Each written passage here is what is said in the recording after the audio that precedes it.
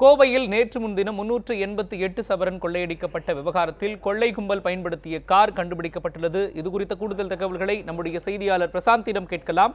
பிரசாந்த், கொள்ளையர்கள் பயன்படுத்திய கார் தற்பொழுது எந்த இடத்தில் கண்டுபிடிக்கப்பட்டிருக்கிறது? இந்த கொள்ளை சம்பவம் குறித்தும் விரிவாக சொல்லுங்க.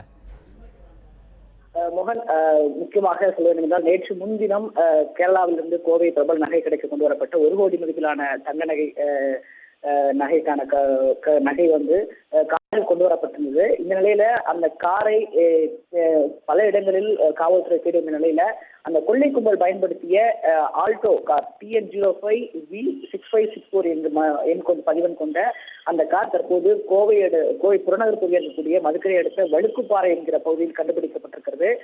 குறிப்பாக நேற்று அதே மதுக்கரை அடுத்த சென்ட்ரல் நகரில் நேற்று அந்த நிறுவனத்திற்கு தனியார் அடிக்கடிக்கு சொந்தமான அந்த நிறுவனத்திற்கு சொந்தமான காரை அவர்கள் பறிமுதல் செய்து ஓட்டி வந்திருக்கிறார். அந்த காரை நேற்று அந்த இடத்தில் கண்டுபிடிக்கப்பட்டது. தற்போது அந்த கொள்ளை கும்பல் பின்தொடர்ந்து வந்த மற்றொரு ஆல்டோ கார் அதை மதுக்கரை அடுத்த வழுக்குப்பாறை பகுதியில் தற்போது கண்டுபிடிக்கப்பட்டிருக்கிறது.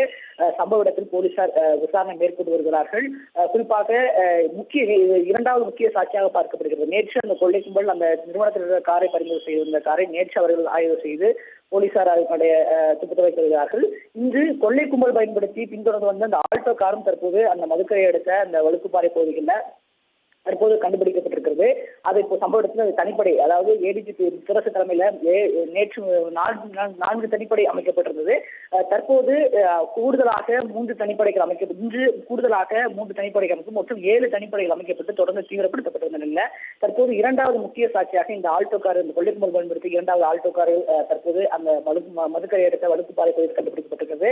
சம்பவ இடத்துல தற்போது மாவட்ட காவல் கண்காணிப்பாளர் பாண்டியராஜன் சம்பவ இடத்துக்கு சென்று கொண்டிருக்கிறார். அவர் தற்போது நேரில் பார்வையிட்டு அந்த காரை என்ன மாதிரி சேதமடைந்திருக்கிறது, அந்த காரை பயன்படுத்தலாம் விசாரணை செய்ய இருக்கிறார்கள். குறிப்பாக அது மட்டுமல்லாமல் தொடர்ந்து விசாரணை தீவிரப்படுத்தப்பட்டிருக்கிறது. குறிப்பாக இந்த சம்பவத்தில் முக்கியமாக பார்க்க வேண்டும் என்று சொன்னால் தமிழகத்தில் பதிவெண் கொண்ட கார்களால் தான் 2 கார்கள் கொள்ளைய அந்த நகைக்கடை இந்த காரை பின்தொடர்ந்து வந்த 2 காரும் தமிழக பதிவெண் கொண்ட கார். எனவே இந்த கொள்ளையர்கள் தமிழகத்தை சேர்ந்தவர்களாக இருக்கலாம் என்று என்ன காவல்துறைக்கு சொல்லப்பட்டிருக்கிறது.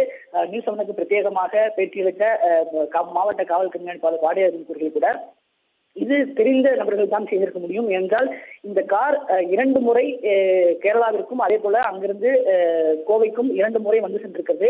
எனவே இந்த கொள்ளை கும்பல் தமிழகத்தை சேர்ந்தவர்கள் தான் இருக்கலாம் என்று நம்மளுக்கு நியூஸ் 7க்கு பிரத்யேகமாக பேட்டியளித்திருந்தார். குறிப்பாக சொல்ல வேண்டும், இந்த 2 பின்தொடர்ந்த இந்த 2 கார்களும் தமிழக பதிவெண் கொண்ட வாகனமாக இருக்கிறது. 2 முறை, அதாவது கொள்ளை நடந்த நேற்று முன்தினம் மாலை நடந்த பிறகு 2 முறை அந்த காரானது தமிழகத்தை நோக்கி 2 முறை வந்து சென்றதாகவும் சொல்லப்பட்டிருக்கிறது. தற்போது நேற்று அந்த கார் கண்டுபிடிக்கப்பட்டது. தற்போது இரண்டாவது சாட்சியாக இந்த மற்றொரு கொள்ளை கும்பல் பயன்படுத்திய மற்றொரு ஆல்டோ காரும் தற்போது கண்டுபிடிக்கப்பட்டிருக்கிறது. இது குறித்து ஒரு முக்கிய சாட்சியாக பார்க்கப்படுகிறது. இதை வைத்து துப்பு தொடங்கி அடுத்த கட்ட விசாரணையை காவல்துறை எடுத்து வருவதற்கு ஒரு முக்கிய சாட்சியாக இருக்கும் என்று காவல்துறைக்கு சொல்லப்பட்டிருக்கிறது.